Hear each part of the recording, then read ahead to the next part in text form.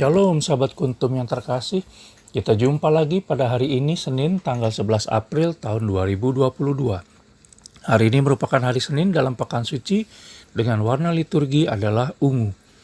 Kuntum pada hari ini mengambil tema berbela rasa dalam persaudaraan sejati bersama Yesus Kristus yang menderita. Struktur bacaan kita pada hari ini terdiri dari bacaan pertama diambil dari kitab Yesaya 42 ayat 1 sampai dengan 7. Mazmur tanggapan diambil dari kitab Mazmur 27 ayat 1 sampai dengan 3 dan ayat 13 sampai dengan 14. Sementara bacaan Injil sendiri diambil dari Injil Yohanes 12 ayat 1 sampai dengan 11. Struktur bacaan kita pada hari ini sama dengan struktur bacaan pada hari Senin tanggal 29 Maret tahun 2021 dan tanggal 15 April tahun 2019. Bacaan Injil pada hari ini dapat juga kita baca dalam Injil Matius 26 ayat 6 sampai dengan 13 dan Injil Markus 14 ayat 3 sampai dengan 9. Baik sahabat kuntum yang terkasih, saya akan bacakan bacaan Injil kita pada hari ini yang diambil dari Injil Yohanes 12 ayat 1 sampai dengan 11. Yesus diurapi di Betania. 6 hari sebelum Paskah, Yesus datang ke Betania, tempat tinggal Lazarus yang dibangkitkan Yesus dari antara orang mati. Di situ diadakan perjamuan untuk dia dan Marta melayani, sedang salah seorang yang turut makan dengan Yesus adalah Lazarus. Maka Maria mengambil setengah kati minyak narwastu murni yang mahal harganya, lalu meminyaki kaki Yesus dan menyekanya dengan rambutnya. Dan bau minyak semerbak di seluruh rumah itu.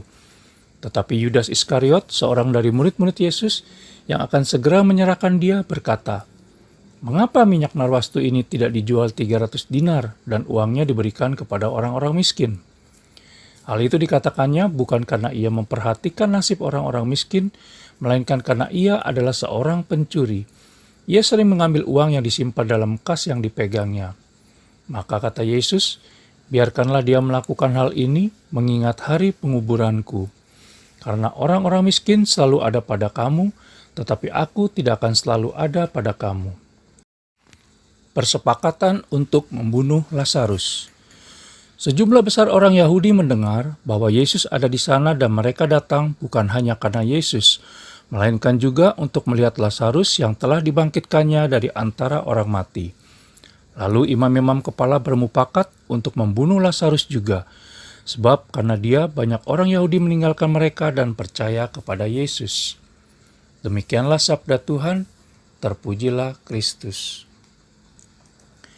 Sahabat kuntum yang terkasih, penulis percaya bahwa Yesus Kristus pasti gelisah, ketakutan, dan khawatir menghadapi situasi genting dan mencekam menjelang kematiannya di kayu salib.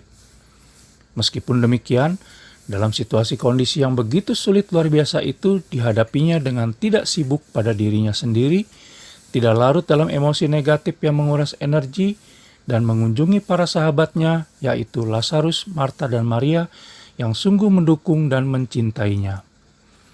Yesus Kristus menghendaki agar cinta, perhatian, dan nilai persahabatan dari para sahabatnya menjadi kekuatan yang menopangnya. Yesus Kristus menunjukkan kepada kita bahwa dukungan dan cinta menjadi nilai yang sungguh penting di tengah dunia yang penuh dengan kompetisi dan emosi negatif pada saat ini. Kita ditantang untuk menjadi saudara dan sahabat sejati bagi sesama tanpa memandang asal-usul, sebagaimana telah diperlihatkan oleh orang Samaria yang baik hati, bukan sebaliknya menjadi ancaman dan beban bagi mereka.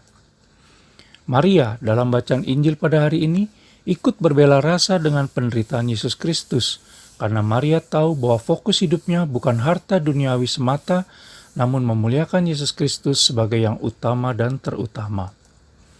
Berbeda dengan Yudas Iskariot yang berfokus pada harta duniawi, dirinya sendiri dan kepuasan pribadinya, bukan tentang Yesus Kristus yang hanya tinggal sebentar lagi bersamanya.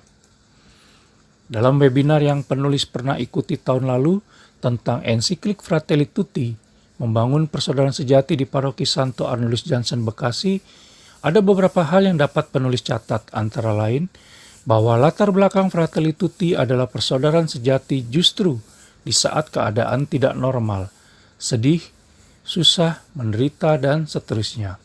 Bukan persaudaraan yang semu, di mana baik hanya dalam keadaan sehat, kaya raya, bahagia, dan semacamnya.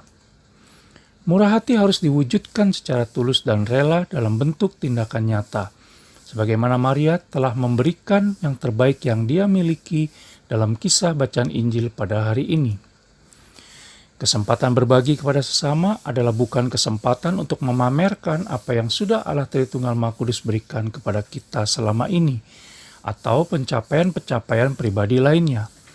Pengorbanan kepada sesama hendaknya tidak memakai logika pasar yang memperhitungkan untung atau rugi sebagaimana diperlihatkan Yudas Iskariot dalam bacaan Injil pada hari ini.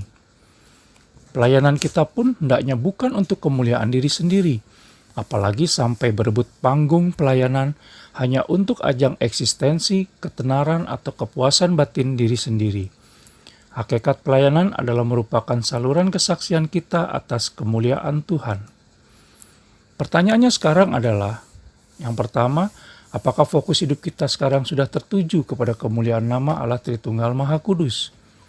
Yang kedua, sudahkah kita mempersiapkan diri untuk bersama Yesus Kristus melalui penderitaan dan wafatnya sebentar lagi?